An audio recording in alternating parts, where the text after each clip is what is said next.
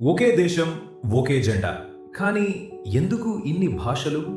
North ఇండియాలో ఎక్కువ మంది హిందీ మాట్లాడుతుంటే సౌత్ ఇండియాలో తెలుగు, తమిళం, కన్నడ, మలయాళం ఎందుకు మాట్లాడుతున్నారు? అసలు ఈ భాషలు ఎలా వచ్చాయి?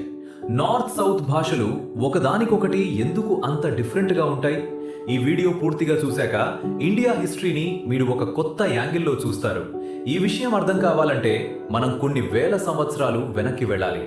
ఆ టైంలో ఇప్పట్లా స్టేట్స్ కానీ బార్డర్స్ కానీ ఏవీ లేవు. ప్రతి ప్రాంతంలో ఒక్కో తెగ ఉండేది.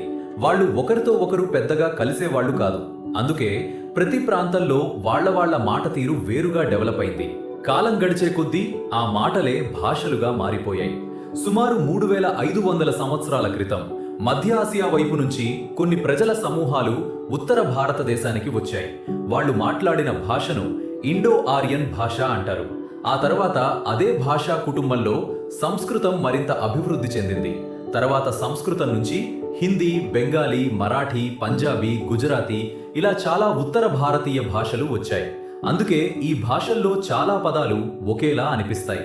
ఉదాహరణకి మాత, పిత, నమస్తే ఇలాంటి పదాలు చాలా భాషల్లో కనిపిస్తాయి. ఇప్పుడు అసలు ఇంట్రెస్టింగ్ విషయం ఇక్కడే ఉంది. ఆర్యులు రాకముందే సౌత్ ఇండియాలో ఇప్పటికే ఒక పెద్ద భాషా కుటుంబం ఉండేది. దాన్నే ద్రావిడ భాషా కుటుంబం అంటారు. దీనిలో తెలుగు, తమిళం, కన్నడ, మలయాళం వంటి భాషలు ఉంటాయి. ఈ భాషలు సంస్కృతం నుంచి పుట్టలేదు. వీటికి సొంత చరిత్ర ఉంది, సొంత వ్యాకరణం ఉంది, సొంతంగా వేల సంవత్సరాల పాటు అభివృద్ధి చెందాయి. అందుకే హిందీ తెలిసిన వాళ్లకు తెలుగు వెంటనే అర్థం కాదు. అలాగే తెలుగు తెలిసిన వాళ్లకు హిందీ కూడా వెంటనే అర్థం కాదు. ఇంకో ముఖ్యమైన కారణం మన దేశం భౌగోళిక నిర్మాణం.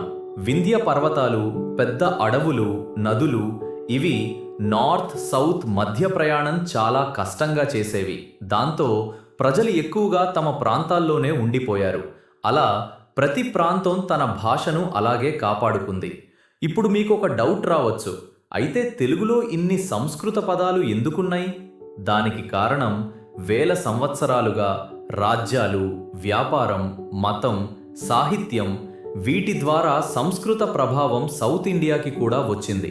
అందుకే విద్య, ధర్మం, రాజ్యం, సమాజం లాంటివి సంస్కృతం నుంచి వచ్చిన పదాలు. కానీ తెలుగు భాష యొక్క బేస్ మాత్రం ద్రావిడమే. అంటే నార్త్ ఇండియాలో ఇండో ఆరియన్ భాషలు, సౌత్ ఇండియాలో ద్రావిడ భాషలు అభివృద్ధి చెందడానికి ప్రధాన కారణాలు వేల సంవత్సరాల చరిత్ర, ప్రజల వలసలు, భౌగోళిక పరిస్థితులు, స్థానిక సంస్కృతులు ఈ 4 కలిసి ఈరోజు ఇండియాను ప్రపంచంలోనే అత్యధిక భాషా వైవిధ్యం ఉన్న దేశాల్లో ఒకటిగా నిలబెట్టాయి. భాషలు వేరైనా మన దేశం ఒక్కటే. అదే ఇండియా స్పెషాలిటీ. ఈ వీడియో మీకు నచ్చితే ఒక లైక్ కొట్టేయండి.